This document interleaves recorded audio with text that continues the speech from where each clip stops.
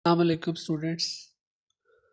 आज का जो हमारा नेक्स्ट टॉपिक है जिसके बारे में आज हम बात करने जा रहे हैं वो है ट्रांजैक्शन और काइंड्स ऑफ ट्रांजैक्शन।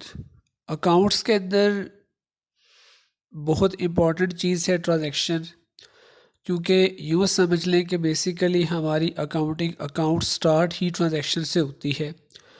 क्योंकि बुक्स ऑफ अकाउंट्स जब हमने स्टडी की थी तो हमने देखा था कि बुक्स ऑफ अकाउंट्स के अंदर जो सबसे पहली बुक्स ऑफ अकाउंट्स में जो सबसे पहली अकाउंटिंग साइकिल के अंदर बात थी वो थी ट्रांजैक्शन, कि आखिर ये ट्रांजैक्शन है क्या। क्योंकि ट्रांजैक्शन होगी तो उसके बाद इसका फर्दर प्रोसेस आगे अकाउंटिंग का इंफॉर्मेशन सिस्टम जो है वो स्टार्ट होगा। तो लेट्स स्टार्ट, देखते हैं कि ट्रांजैक्शन क्या है।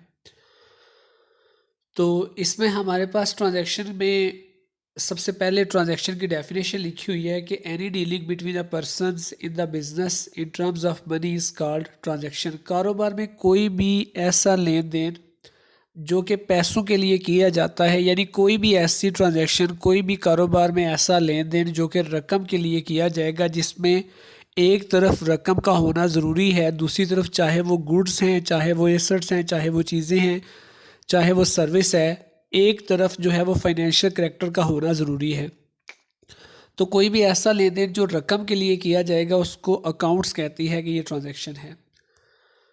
तो आगे काइंड्स देख लेते हैं ट्रांजैक्शंस की, लेन देन की इकसाम क्या हैं, काइंड्स ऑफ ट्रांजैक्शन। तो इसमें नंबर 1 जो है वो कैश ट्रांजैक्शन है, कि any transaction in which cash is involved is called cash transaction. कोई भी लेन देन जिसमें नगद रकम शामिल हो उसे कैश ट्रांजैक्शन कहा जाता है।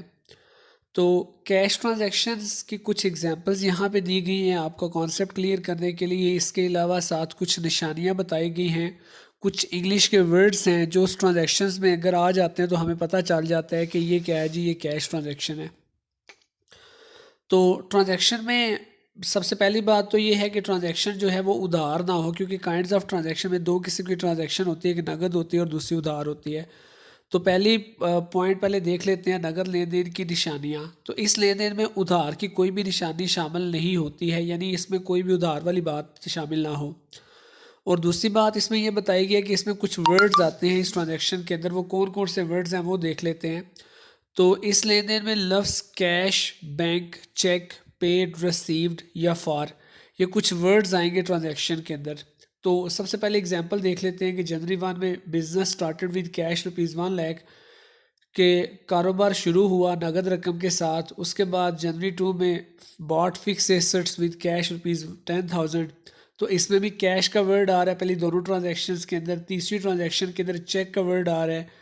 चौथी ट्रांजैक्शन के अंदर फॉर का वर्ड आ रहा है। पांचवी ट्रांजैक्शन के अंदर बैंक का वर्ड आ रहा है। छठी ट्रांजैक्शन में पेड का वर्ड आ रहा है। 7 जनवरी की ट्रांजैक्शन में रिसीव्ड का वर्ड आ रहा है। 8 जनवरी की ट्रांजैक्शन में कैश परचेजेस का कैश का वर्ड आ रहा है। इसके अलावा कैश सेल्स का वर्ड आ रहा है। तो क्लास ये सारी चीज़ें जो हैं, ये cash, bank, cheque, paid, received, ये चीज़ें हमें बताती हैं कि नगद लेन देन। जैसे जनवरी 1 में बिजनेस शुरू हुआ नगद रकम के साथ, started business with cash ₹1 lakh, कारोबार शुरू हुआ नगद रकम के साथ ₹1 लाख के साथ। जनवरी 2 में bought fix asset with cash ₹10,000, फिर फिक्स एसेट्स खरीदे गए नगद रकम के साथ। फिक्स एसेट्स क्या हैं? लैंड, बिल्डिंग, फर्नीचर, मशीन, यानी वो चीज़ें जो कारोबार 1 साल से ज़्यादा मुद्दत के इस्तेमाल के लिए खरीदेगा।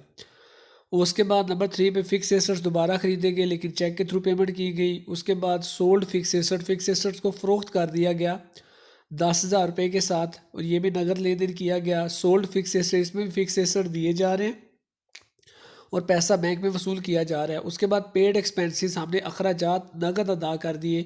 फिर रिसीव्ड इनकम, हमने कोई आमदन है वो नगद रिसीव कर ली है। फिर कैश परचेजेस का मतलब ये नहीं कि हमने कोई नगद रकम ख़रीदी है या नगद रकम ख़रीदी है, नहीं। कैश परचेज का मतलब ये है कि कैश का मतलब नगद और परचेजेस का मतलब चीज़ें खरीदी, कि हमने नगद चीज़ें खरीदी हैं, तो ये भी नगद को शो कर रहा है। कैश सेल्स मतलब नगद चीज़ें फ़रोख्त की।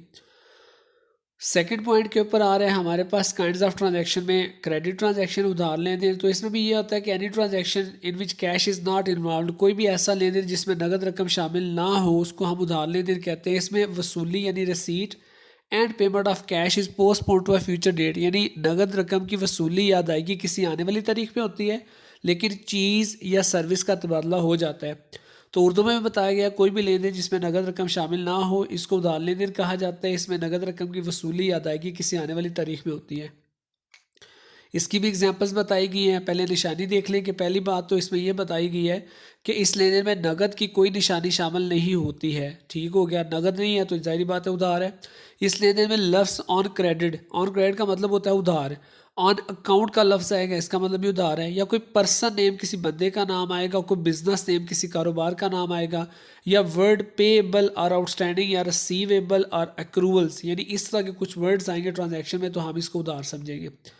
तो साइड पे ट्रांजैक्शंस बताई गई, जैसे बाट गुड्स फ्राम अली, अली से चीज़ें खरीदी गई उधार पे 10,000 रुपये की, तो ये अली का वर्ड बता रहा है कि उधार है।